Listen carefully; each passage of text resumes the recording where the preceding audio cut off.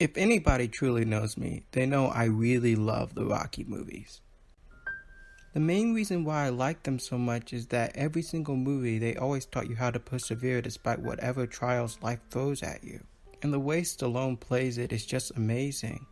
The reason why I always kept coming back for a sequel is because every single movie he will always learn something new in order to beat the opponent or to tackle life, which is why I enjoy this franchise so much. But of course, every franchise has a weak movie. And in Rocky's case, it's Rocky 5, the black sheep of all of them. Yeah, I said it. This movie was so bad I wanted to turn off my TV during the halfway point when I was first watching it.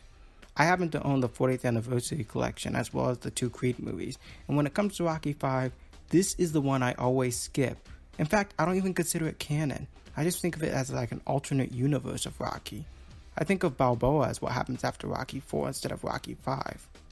Rocky 5 was released on November 16, 1990, and featured the return of the director of the first film, John G. Avildsen, who also would later on direct the Karate Kid movies after he directed the first Rocky movie.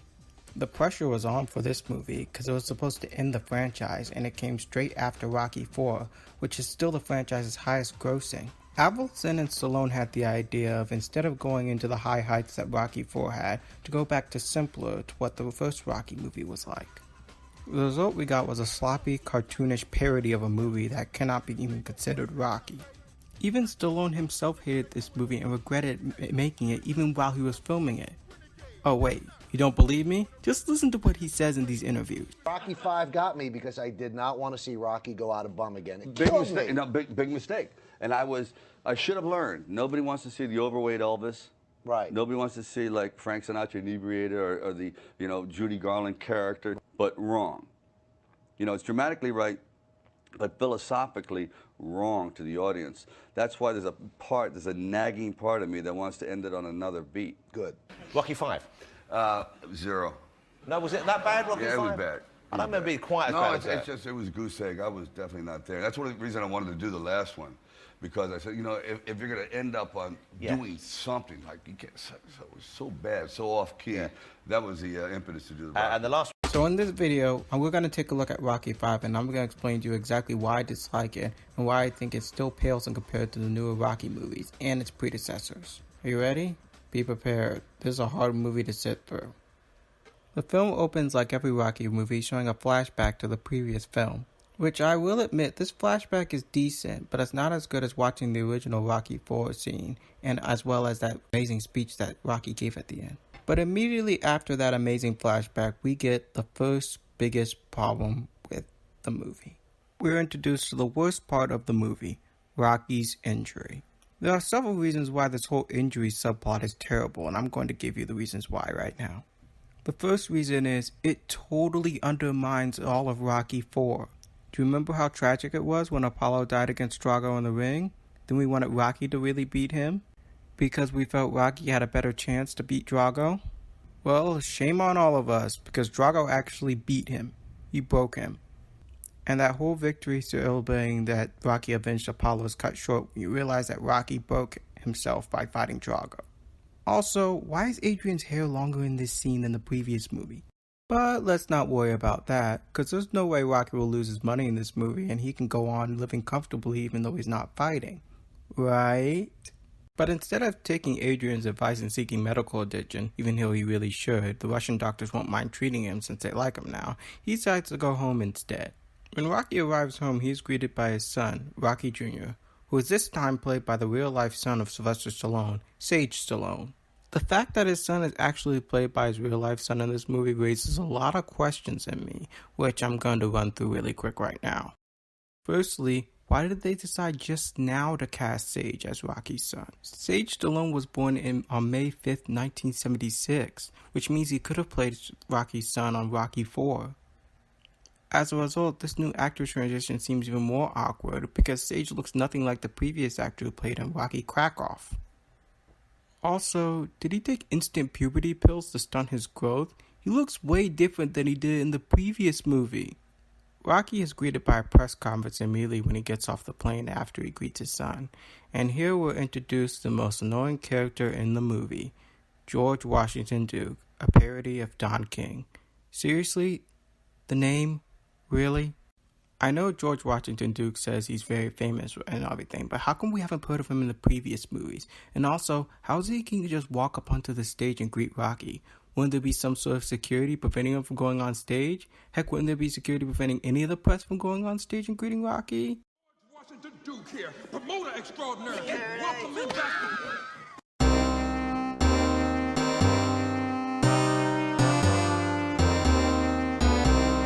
Duke presents Rocky with a challenge to fight his boxer, Union Kane, who I promise, that is not Mike Williams' real voice. I mean, just look at how he sounds. Championship of the world. Balboa, I want the opportunity to take what you got. God, that sounded so bad. Is it just me, or does all of Duke's characters seem like Looney Tunes characters? I'm not bad. I'm just drawn that way. You've got 17.5% in T-bills amortized over the fiscal year. 8% in stocks and bonds. Carry the 9 divided by the gross national product. Fortunately, funeral bouquets are deductible. And in that case, when did this go from epic boxing franchise to Space Jam? I am still seriously wondering how Don King reacted to himself being portrayed in such a negative way on this movie. Rocky instead decides to leave the press conference because obviously he's afraid of Union Kane saying another word. He goes straight home to a stranger's mansion because, of course, that's not the same mansion as in the previous two movies. Uncle Paulie, you notice something strange about Dad? He just took a... You know, I find it interesting and depressing that Robert notices that Rocky's acting strange. But that just makes me more irritated that brain damage is even in the script. Oh my God. Who's this? That's Madame Dupont, my French teacher. Really? Rocky doesn't give Robert the talk even after seeing that interesting picture of his teacher. He sent a letter. He says, we're going to be in Russia for a couple of months, he says, and I need Rocky to sign a tax extension. That extension, that was a power of attorney, Paulie. He's the thief. Okay, here's another big part of the movie. Paulie has signed Rocky's money over to a power of attorney. First of all, who the heck put Paulie in charge of the money anyway? Sure, on the first movie and second movie he said he's good with numbers, but you think Adrian would even trust her brother with the money? And that's another thing. Why didn't Paulie read the fine print on the paper he signed over to the attorney? It's always important to read the print, man. Of course, this means Rocky is flat broke because Paulie, the one guy who was mostly a negative influence but Rocky's best friend throughout the whole franchise, has screwed him over by signing over all his money. Way to go, Paulie. Finally did something that would irk everyone. Sell some things. Remember those commercials you did? Hey, you know, Paul, I ain't no commercial kind of guy. I'm a fighter. It's what I do for a living. Wait, Rocky. You're not a commercial guy, really? Oh, so that montage with Eye of the Tiger we saw in Rocky 3 was definitely not you. It's your stunt double, right? I don't understand this. Your family's starving, you won't get in front of the silly camera just to feed your family? I mean, seriously. You did in the third movie, what's the difference in doing it in this one? But I guess we gotta play on the whole brain damage thing, right? Back to that part of the script. Also, now that I think of it, couldn't Rocky have asked Duke or Mary Ann for financial help? I mean, seriously, we saw later on, even after this movie, that Mary Ann's still rich after Apollo's death. So couldn't they have asked him not for all the money, but maybe just a little financial help to help them out? But of course, we gotta play on that whole brain damage thing. Let's talk about Rocky's medical condition. The doctors say that his condition is irreversible and there's no way he could ever be licensed. But of course, we know that it's not true because later on, Rocky Balboa, he got licensed and passed with flying colors. Sylvester Stallone said himself that the advances in science and technology would render him well nowadays. But still, there's probably something the doctors would have probably thought of ahead of time. I mean, they said he couldn't be licensed at all.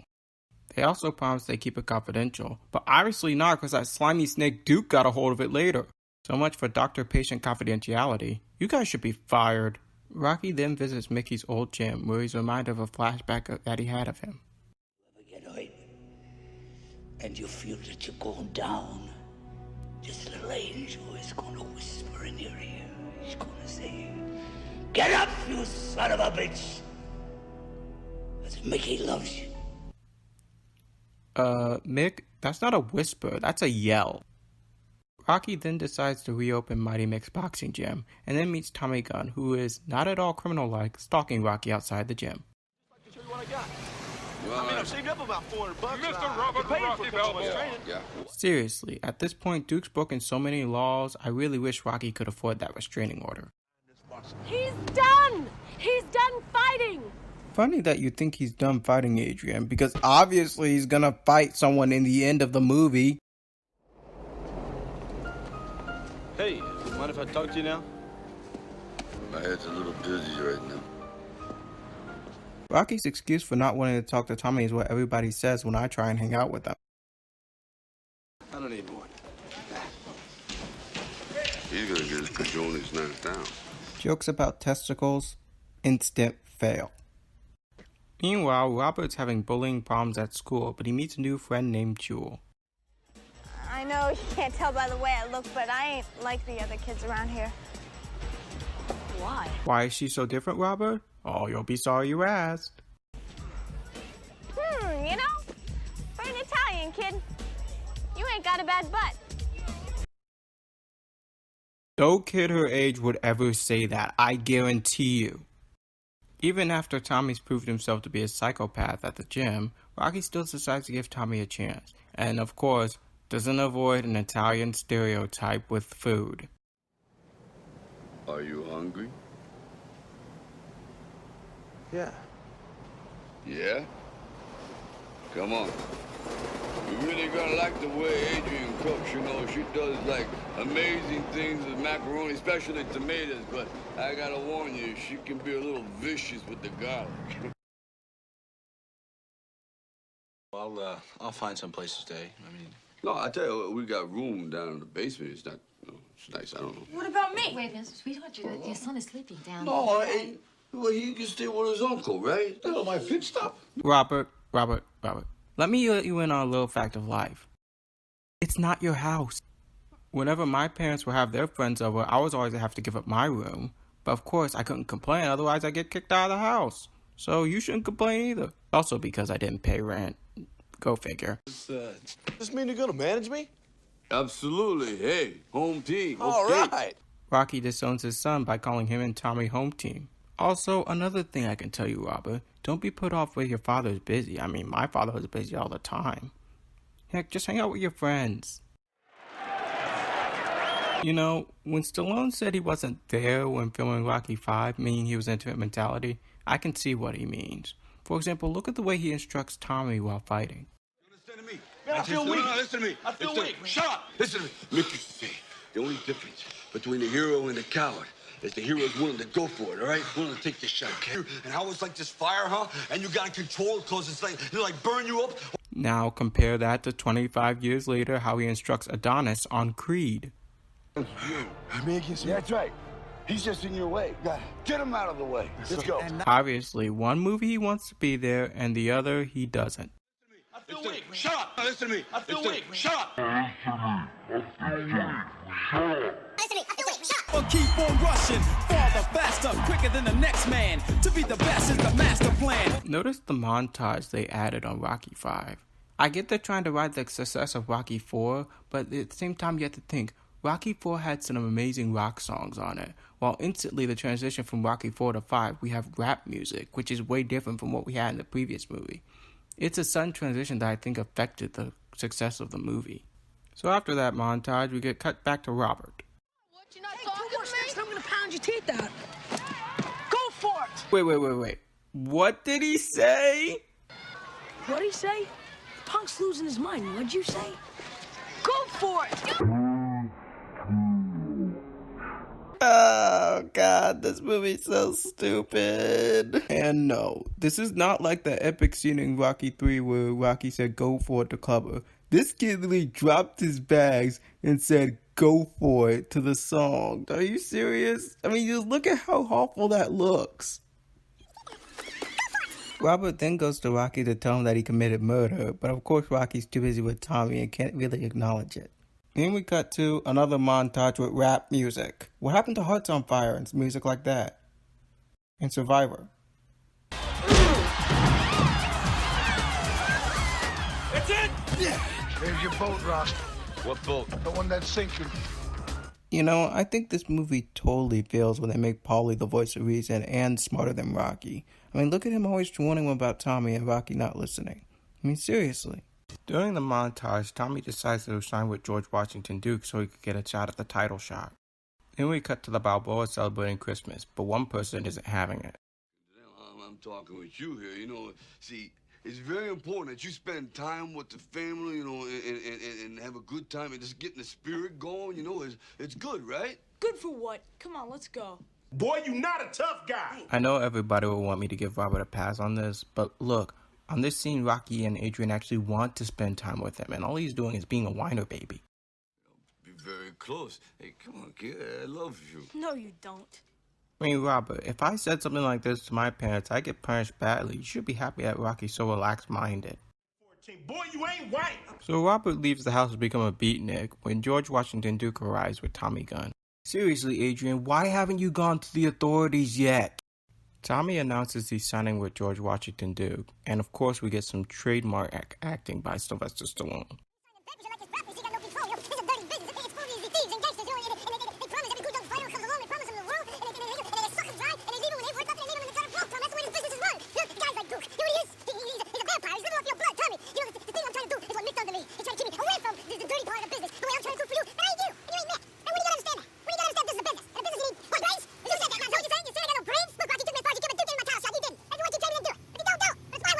Hey guys, remember that brain damage you had earlier? Well, it's finally back, after like 40 minutes. He makes you feel like you're winning again. But you're losing us! Rocky, you're losing your family! No, Adrian. He's not losing his son. We're losing this movie. Rocky meets up with his bratty son and stops him from being a drug dealer, and they pick up the pieces. You know, you could just leave him on the street. He deserves to be there. The Balboa family then watches Tommy Gunn fight Union King for the World Heavyweight Championship of the world. And obviously, this match was all fixed. Or fake. I mean, it's all fake anyway, isn't it? So it's just... Come again? It's not fake, it's fixed. Yeah. We have a new champion, Tommy the Machine Gunn. Also, it may look like and sound like they're chanting for Rocky, but that's not the Rocky they're chanting for. Trust me, this is the guy they're chanting for. What the Rock is cooking.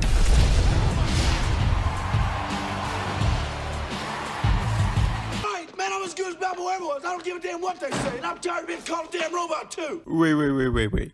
What did Tommy say? Man, I'm as good as Balboa ever was. I don't give a damn what they say, and I'm tired of being called a damn robot, too. I seriously think this dialogue was written by a 3-year-old. I mean, listen carefully to what he says. The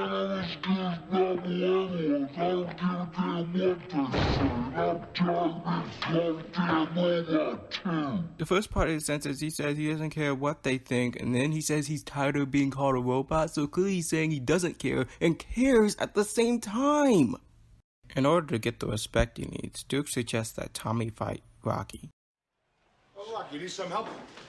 No, guys, ain't no fighting contest. Rocky insults people who want to help him. What a nice guy. I know Rocky's broke and everything, but a bunch of people just saw Tommy hit Paulie and could charge him with aggravated assault. But no, they do nothing. Well, Rocky just decides to fight him. And with that, we're finally here.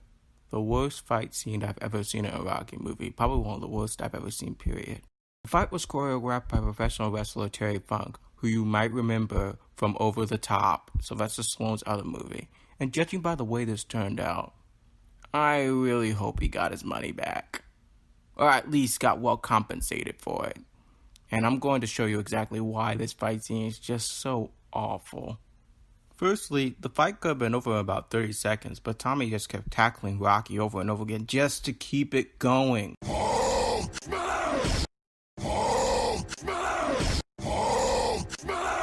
Next, look at this right cross that Tommy gives to Rocky. Instead of just knocking him against the fence, Rocky jumps back onto a car. What? What is with some of these leg movements? This is Rocky, not Karate Kid. Where the heck did that bus come from? And furthermore, where's the bus driver? I see like a little bit of people like walking off of it, but where the heck did the bus driver go? Okay, everybody needs to get off this bus right now. Well, why? Well, I need to park it in the middle of the street so that Rocky can hit Tommy into it to win his fight. Well, how do you know that he's fighting Tommy right now? Well, I don't know, but they're having 10-for-1 sale at Popeyes and I can't be late. See ya! What is up with this fight scene always zooming in on people's faces? I mean, seriously, this is so cringeworthy. He took my room! Get him, he took my room? Shut up, kid. You're just making this worse. Let's also bring this up. Rocky's brain damage finally decided to surface again. I mean, seriously, I thought they said he couldn't fight at all, so it would have happened immediately when he started fighting or getting bashed. But now all of a sudden, it just pops up. Seriously? Seriously. But of course, Rocky kicks Tommy's butt, and we get the worst George Washington Duke scene ever filmed. God damn. Seriously? Seriously? You had to zoom in on him saying that? Really? Were the makers of Speed Racer involved in this?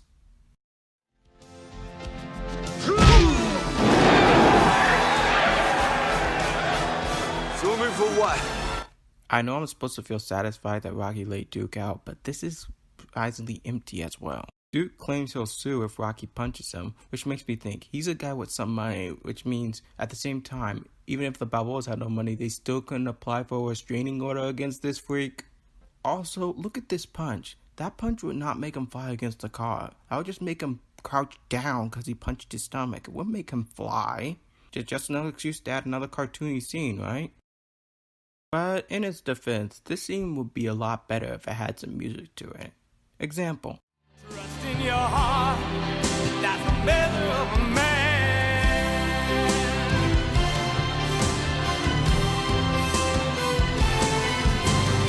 Then the movie ends on Rocky and his son spending some quality time at the Philadelphia Museum of Art. Because of course, the movie was all about Robert in the first place. Okay, I'll admit, the Measure of a Man song is the only thing I like about this movie. It happens to be my favorite song out of all the Rocky films, and I can't help but love it every time I listen to it. It's probably the only good thing in this entire awful movie. And that was Rocky 5, the worst Rocky movie ever. How did it stack up down to this day? It's a piece of crap. It doesn't work. Correct, Napoleon. It is a piece of crap. Rocky 5 had so many good story concepts that they put in the movie, but they executed terrible. The father-son relationship, being there for your family, making the right financial decisions. What makes this film even sadder is that Tommy Morrison and Sylvester Stallone are dead right now, and probably they'll be only remembered for this awful movie. It wouldn't be till later where Rocky Balboa and the Creed movies will handle the concepts in this film so much better. For example, the relationship with Rocky and his son is handled really good in Rocky Balboa. The teacher to student scenario is handled really good in both the Creed movies. As a result, this movie strays so far away from the original Rocky source material that the movies that came after were 1,000 times more watchable than this one. And any of the ones before are more watchable than this one as well. When I did more research on this movie, I figured out that Avildsen and Stallone had two different cuts of this. One, Avildsen was about to have Stallone die on the street fight, which probably would have been interesting, but would have been even more devastating. And two, Stallone also had that Tommy actually redeemed himself at the end of the film, which is also interesting, but still would have left us empty because the film itself is still not satisfying. So in the end, yeah, this movie can be skipped, and you don't ever have to see it again. Just after you watch Rocky 4, watch Rocky Balboa, and pretend this one never happened. And then after that, watch the Creed movies, and you'll see how good those are. Just forget that Rocky 5 ever existed, and you'll be fine. You blew it!